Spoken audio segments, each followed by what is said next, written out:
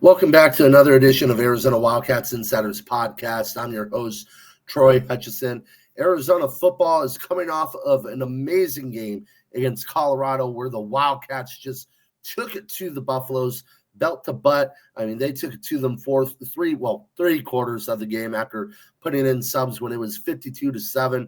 But you name it, whatever Arizona did out there on the football field, passing, no feet of 213 yards, 4 touchdown passes, rushing. They ran the ball for over 200 yards, I believe 205 off the top of my head, 4 touchdowns there. Defense, 5 takeaways. They were able to come up with 5 takeaways, slowed the Colorado running game down, and had elite defense out in the secondary. Got to the quarterback several times, had a strip sack fumble that set Arizona up in prime position to make it a double-digit game. Everything and anything for Arizona went their way. Brent Brennan did a terrific job coming up with a game plan for Colorado. Yes, it was a team that was reeling, losing to Utah 53-7. Arizona beats them 52-17. But when you get a hungry team like that, that's 3-5. They're coming off of a difficult situation. You have homecoming, and you're playing an Arizona team that everybody's a little bit down on. It's a sellout crowd. You never know what could happen in those road environments. And Arizona hasn't been good on the road historically underneath Brent Brennan. Going into that game, they were 1-5 on the road. Now they're 2-5. And in 4 of those games, they've lost by an average of 28 points. They've fallen behind double digits in a lot of those games, and it's come back to bite them in the butt, especially early in those games when they're out of it. However, Arizona goes into their own Colorado, 57-yard touchdown pass, 38-yard touchdown pass, 40-something yard touchdown pass, running the ball at will, coming up with big turnovers, coming up with big sacks.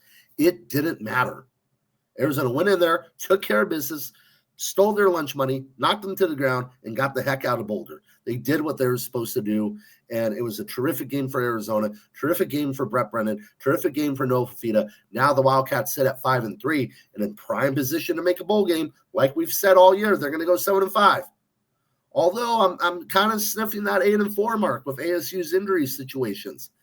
Never know. Duel in the desert, quarterback out for the year, like Arizona's odds in that game.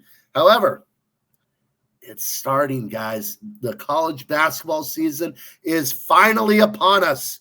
College hoops is finally back in Tucson, Arizona, as the number 13 Arizona Wildcats head to Las Vegas to take on number 3 Florida Gators, who are the defending national champions.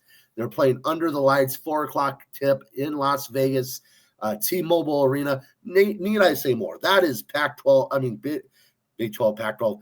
That is McHale North for Arizona. You're going to see a sold-out crowd. You're going to see a sea of red, defending national champions in Vegas against Arizona in a court that Tommy Lloyd is 9-2 in historically.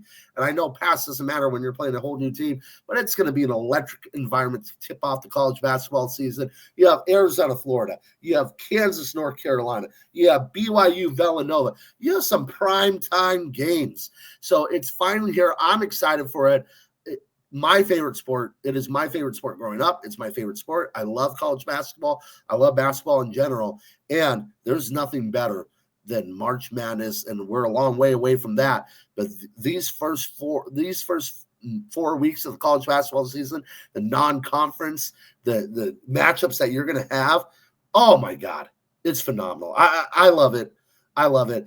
And Arizona, once again, will be led by head coach Tommy Lloyd, who's been one of the most successful coaches in his first 4 years as a young coach at a program with 112 wins. That's one of the tops in NCAA history, high winning percentage, 4 trips to the NCAA tournaments, 3 trips to the Sweet 16. I know that is not the expectation in Tucson, but the program is clearly healthy, vibrant, and moving in the right direction, and a lot better than it was in the Sean Miller era, near the end of that era, where you had the FBI stuff going on. You had underwhelming teams, you had bad recruiting classes, and poor NCAA tournament performances. The program is healthy, it is vibrant, it is moving in the right direction, and now Arizona opens the season against number 3 Florida. They welcome in the number 2 recruiting class in the nation, Arizona. 7 freshmen on this Arizona team, led by Koa Pete, led by Braden Burries.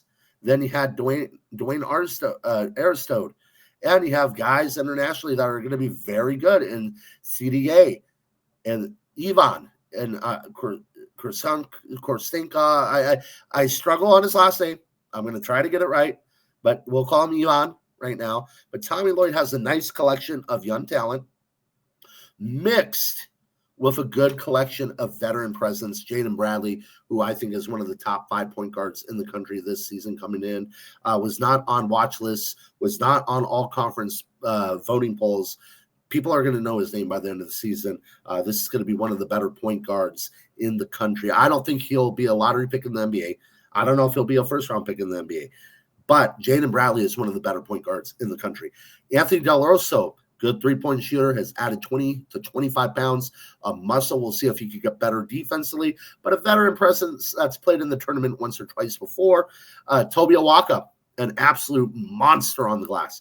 I think Toby Awaka is the best rebounding big in the country and the best defensive rebounding big, offensive rebounding big in the country, because there's not a ball out there on the court after a missed shot that I don't think he's going to come down with, or he'll out-muscle a guy to get.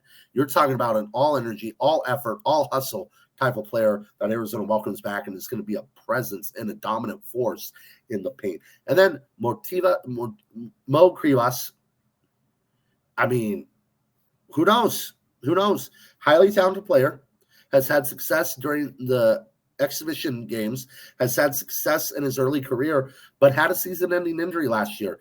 And to be honest, was a little stiff as a freshman, but so was Henry Vasar. That's a guy that Arizona definitely misses this upcoming season, having Henry Vasar transferred to North Carolina and be a Tar Heel. But Krivas could go down that same path. Henry Vasar had an injury. He looked a little stiff. Mo's had an injury.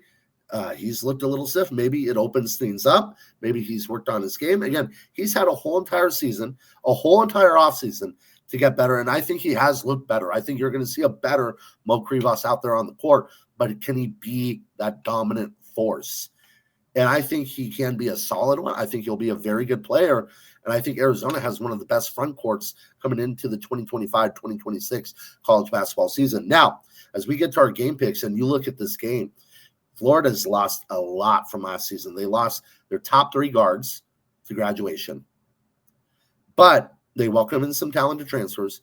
They have a very skilled and athletic front court, and Todd Golden has done a tremendous job there. He's a great coach, wins the national title in his first season as the Florida Gator head coach. I mean, that's terrific, man.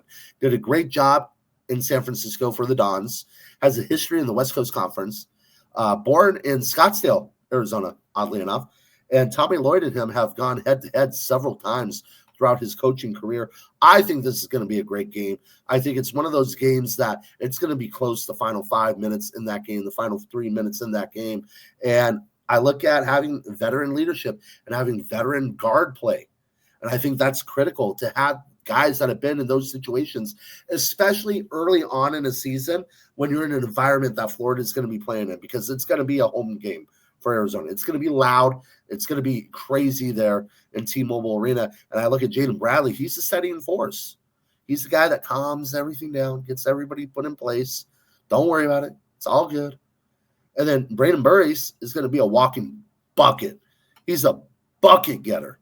So I think Arizona has the right combination of youth and seniority, veteran leadership. I love them in this early season game. Arizona usually plays well in these early season games. So I got Arizona pulling off the upset, if that's what you want to call it. Pulling off the upset over number 3 Florida, 82-77, and a very close game that goes down to the wire, but Arizona pulls it out.